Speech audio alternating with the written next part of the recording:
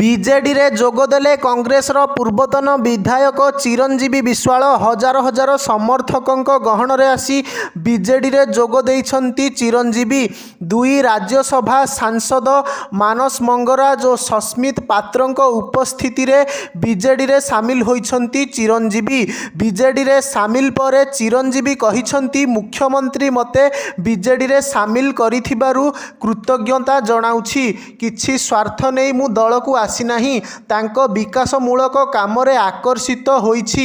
ମୁଁ ଜଣେ ଦଳୀୟ କର୍ମୀ ଭାବରେ ଦଳରେ ରହିବି, ଦଳ ଯାହା କାମ ଦେବ କରିବି। ଆଗାମୀ ଦିନରେ ବିଜେଡିରେ 120ରୁ ଅଧିକ ବିଧାୟକ ଓ 15 ସାଂସଦ ଜିତେଇବାରେ ଗୁଣ୍ଡୁଚିମୂଷାର ଭୂମିକା ନେବି। ଜଗତସିଂହପୁରର ପୂର୍ବତନ ବିଧାୟକ ଚିରଞ୍ଜୀବୀ ବିଶ୍ୱାଳ ଶନିବାର କଂଗ୍ରେସରୁ ଇସ୍ତଫା ଦେଇଥିଲେ।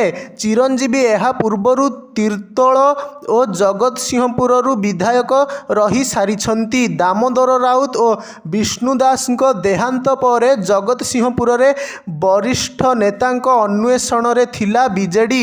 ଚିରଞ୍ଜୀବୀଙ୍କୁ ଦଳରେ ସାମିଲ କରି ଏହି ଶୂନ୍ୟସ୍ଥାନ ପୂରଣ କରିବାକୁ ଚାହୁଁଥାଇପାରନ୍ତି ବିଜେଡିର ଶୀର୍ଷ ନେତୃତ୍ୱ। ଚିରଞ୍ଜୀବୀଙ୍କୁ ଦଳରେ ସାମିଲ କଲେ ମଧ୍ୟ କେଉଁଠୁ ପ୍ରାର୍ଥୀ କରିବେ ତାହାକୁ ନେଇ ସସ୍ପେନ୍ସ ଲାଗି ରହିଛି। କାରଣ ପୂର୍ବରୁ ଜଗତସିଂହପୁରରୁ ବିଧାୟକ ଥିବା ଚିରଞ୍ଜୀବୀ ଏବେ ପାରାଦୀପ ମୁହାଁ ହେଉଥିବା ଚର୍ଚ୍ଚା ହେଉଛି, ଯେଉଁଥିପାଇଁ ଚିରଞ୍ଜୀବୀଙ୍କ ଆସନକୁ ନେଇ କୌଣସି ସ୍ପଷ୍ଟ ସଂକେତ ମିଳିପାରିନାହିଁ।